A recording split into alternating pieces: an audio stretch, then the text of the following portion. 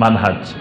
মানহাজ শব্দটা কোরআনে কারিমেও আছে, মানহাজ শব্দটা নবী সাল্লাল্লাহু আলাইহি ওয়াসাল্লামের হাদিসেও আছে।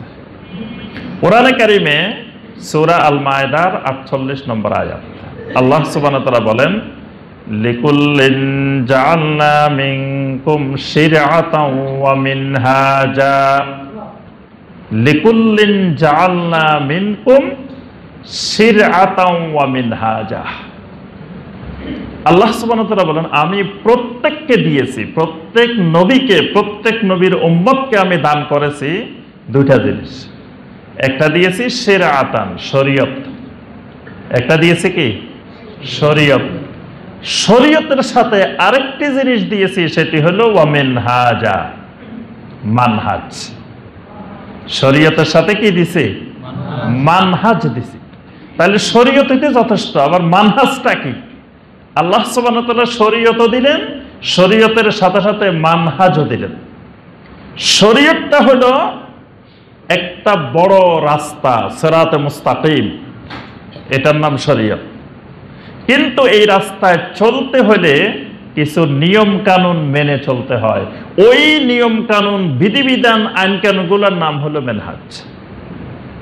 শরীয়ত মানে রাস্তা, শরীয়ত মানে, আবার তরিক মানেও রাস্তা, সাবিল মানেও রাস্তা, তারপরে জুকাত মানেও রাস্তা। রাস্তার অনেক আরবি আছে। যত রকমের রাস্তা আছে তার মধ্যে সবচেয়ে বড় রাস্তা যেটা, ওই রাস্তার নাম হলো শরীয়ত। মানে সবচেয়ে বড় শরীয়ত মানে বিশ্ব রোড, মানে সবচেয়ে বড় রাস্তা যেটা, এটার নাম শরীয়ত। এটাকে আরবিতে বলা হয় শরীয়ত। বড় রাস্তাটা, সবচেয়ে রাজপথ। শরীয়ত মানে রাজপথ, সবচেয়ে বড় রাস্তা এটা। এটার থেকে বড় রাস্তা আর নাই। এই রাস্তাটা উপরে চলতে গেলে, গাড়ি নিয়ে যখন আপনি বিশ্ব রোড দিয়ে চলবেন, বড় রাস্তাটা দিয়ে চলবেন, তখন নিজের ইচ্ছা মতো গাড়ি চালানো যাবে না।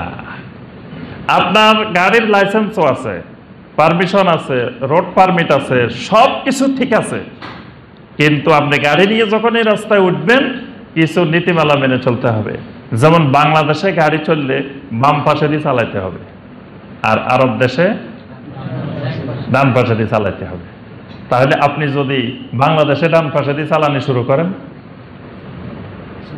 সমস্যা হবে না? আবার যদি ওখানে যায় আপনি বাম পাশে চালান, হ্যাঁ আমাদের দেশে বাম পাশে চালাই, এখানে কেন আমি ডান পাশে চালাবো? যদি করেন সমস্যা তৈরি হবে।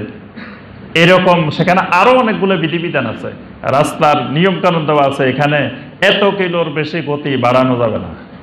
সৌদি আরবের রাস্তায় গোপনে ক্যামেরা বসানো আছে, যদি আপনি গোপনে চালান ধরা পড়বেন, ক্যামেরা ছবি উঠে যাবে ওই গতির বেশি চালাইলে। এই যে নিয়ম কানুনগুলো রাস্তার জন্য সেট করা হয়েছে, এগুলো হলো মানহাজ, আর ওই রাস্তাটা হলো শরীয়ত। এবার বুঝতে পারছেন মানহাজ কি জিনিস? শরীয়তের উৎস হলো কোরআন এবং সুন্নাহ। শরীয়তের উৎস মাসাদার কোরআন এবং সুন্নাহ। কিন্তু কোরআন এবং সুন্নাহকে বোঝার জন্য এবং মানার জন্য যে পদ্ধতিটা, এটার নাম মানহাজ। কোরআন এবং সুন্নাহ হইল শরীয়ত, শরীয়তের মাসাদার, শরীয়তের মূল উৎস, সোর্স। শরীয়তের সবকিছু নির্গত হবে কোথা থেকে? কোরআন এবং সুন্নাহ থেকে।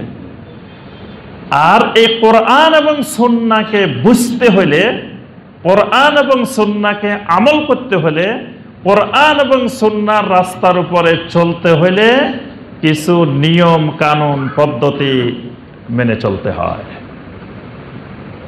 আমরা শিয়ারাও কিন্তু কোরআন এবং হাদিসে মেনে চলে। শিয়ারা বলে যে আমাদের মেইন দুইটা জিনিস, কোরআন আর সুন্নাহ, কিতাবুল্লাহ ওয়া সুন্নতে নবী। খারেজিরাও বলে যে আমাদের মেইন সোর্স হলো কিতাবুল্লাহ ওয়া সুন্নতে নবী। মুরজিয়ারাও বলে যে আমাদের মেইন হলো কিতাবুল্লাহ ওয়া সুন্নতে নবী। কাদরিয়ারাও বলে যে আমাদের মেইন কিতাবুল্লাহ ওয়া সুন্নতে নবী। মুতাজিলারাও বলে যে আমাদের মেইন শরীয়তের সোর্স হলো কিতাবুল্লাহ ওয়া সুন্নতে নবী। এবং সবাই দলিল দেখবেন, মুতাজিলাদের দলিলও কোরআন থেকে, হাদিস থেকে, শিয়াদের দলিল কোরআন এবং হাদিস থেকে, মুরজিয়াদের দলিল কোরআন এবং হাদিস থেকে। তো সবাই তো কোরআন হাদিস থেকে দলিল দিল, একটাকে বলতেছি বিশুদ্ধ, বাকিগুলোকে বলতেছি বাতিল। কেন? কি বলেন? মানহাজের কারণে। মানে কোরআন এবং সুন্নাহকে বোঝার জন্য, কোরআন এবং সুন্নাহকে আমল করার জন্য যেই পথ এবং পদ্ধতি অনুসরণ করতে হয়, এই পথ এবং পদ্ধতিটার নাম হলো মানহাজ। আল্লাহ রাসূল সাল্লাল্লাহু আলাইহি ওয়াসাল্লাম বলছেন, মুসনাদে আহমদের হাদিস, নবী সাল্লাল্লাহু আলাইহি ওয়াসাল্লাম বলেন, আমার এখন যেই যুগটা, এটা হলো নবুয়তের যুগ, এটার পরে আসবে খেলাফতের যুগ, কিন্তু ওই খেলাফতটা হবে খেলাফাতান আলা মিনহাজিন নবুওয়াহ।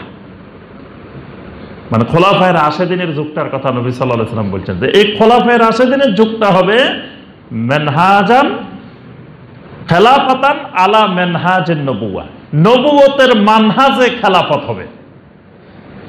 আব্বাসীরাও কিন্তু নিজেদেরকে খলিফা বলে, উমাইয়ারাও খলিফা বলে। ইসলামের ইতিহাস তো আপনারা পড়ছেন, ইতিহাসে দেখবেন খোলাফায়ে রাশেদিনের পরে খেলাফত ছিল, রাষ্ট্র ছিল কাদের হাতে? উমাইয়াদের হাতে।